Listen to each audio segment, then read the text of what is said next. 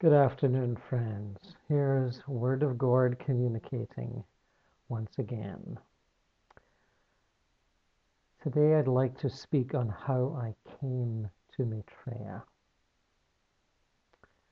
I've touched on this a little bit before, but I'd like to read more of a channeled message that was given to one David Anrias in 1932, approximately, maybe 31.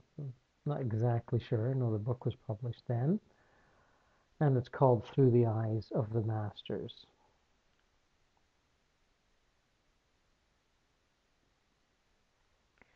Now, I discovered this book in terms of the actual physical copy of the book at a time when I was trying to decipher the meaning of a dream that I'd had where I was apparently channeling Maitreya.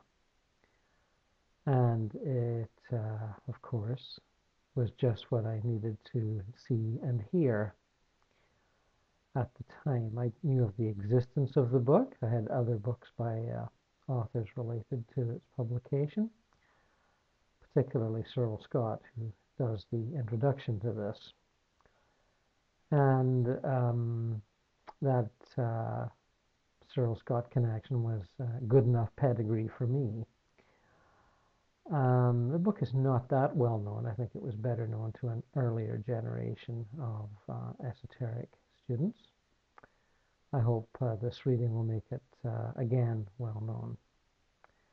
Question is, will I get through the whole channeling in the time that I have left? Well, let us hope so.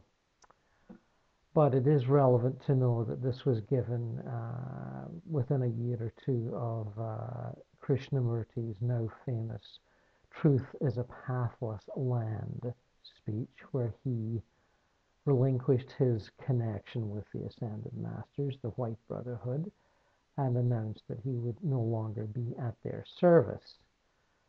Now, as he had been trained to do such a thing, channel Maitreya, and be the voice of the world teacher, as it were, this caused great perturbation amongst his followers and the occult world in general. And a number of efforts were made to counteract the chaos that he caused at the time.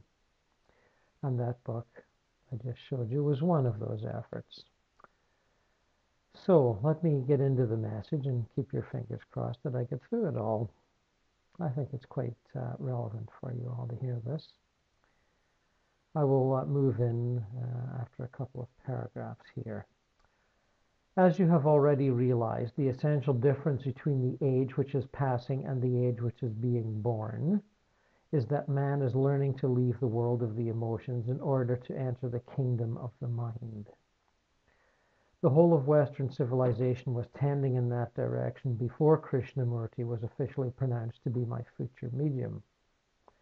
Within the limits of his consciousness, untrained in many respects for the difficult task of a spiritual teacher, I endeavored to set the future course whereby man might follow me to those still higher regions where intuition is enthroned.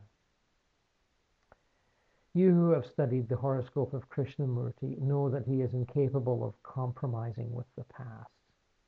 Also that he was reinforced in his seemingly destructive work by those great devas of the air, who, under the direction of the lords of karma, are helping man to polarize himself towards spiritual rather than material conquests. In order to cooperate more completely with the devas, Krishnamurti took initiations along their line of evolution. The essential nature of these devas, used as agents of the great law, being perforce impersonal and detached, it came by degrees to influence his whole point of view, making him appear unsympathetic and even inhuman. Furthermore, since he had attained these initiations in the causal body by a positive effort of consciousness, it became all but impossible for him to be used any longer as my medium. Every astrological sign has its limitations, and that of the Aquarian is the tendency to become too introspective and self-sufficient.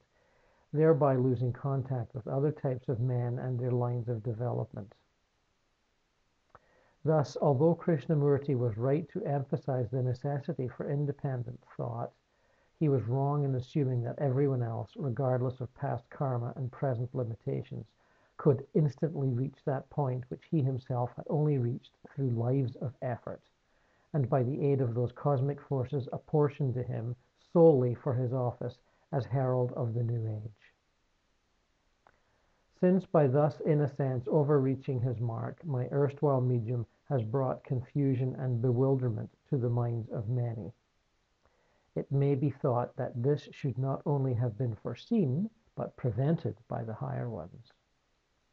Foreseen by them it undoubtedly was, but it was not their province to deflect the workings of the law.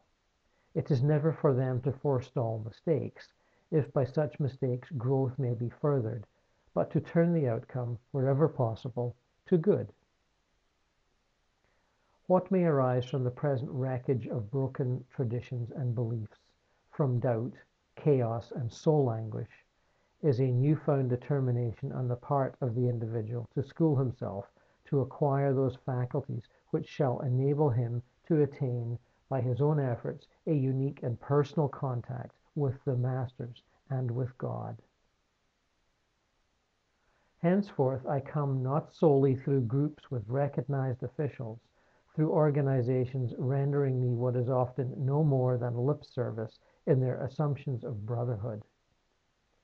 I come to each and all who love me, no matter of what race, class, or creed. The greatness of their need of me, the strength of their desire to see me, shall be the measure of their power to see me. The peasant in the Swiss mountains, the scientist in his laboratory, the artist dreaming of his creations, the mystic and the psychologist, the spiritualist and the musician. To these and many others I come if their intuition, their inner vision be true enough to recognize me, if there be in their hearts that which responds to the love which eternally flows forth to them from mine.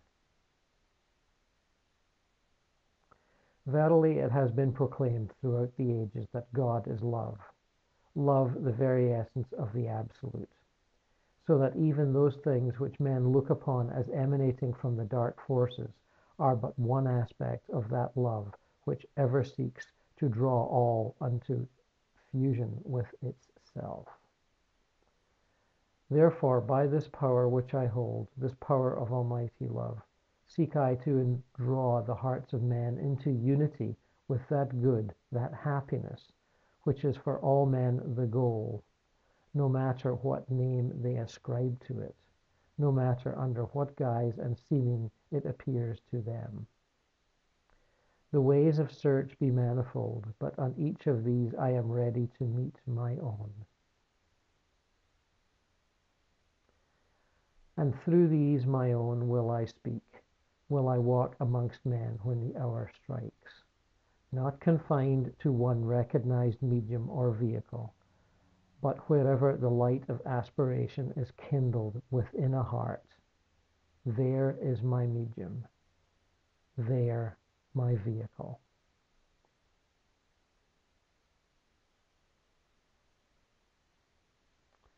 Now, as you can imagine, when I discovered this channeling from 1931-32, at that time of doubt and indecision on my own journey, I was much bolstered up and strengthened by those words, that anyone with the required love and dedication to Maitreya's vision could be his channel.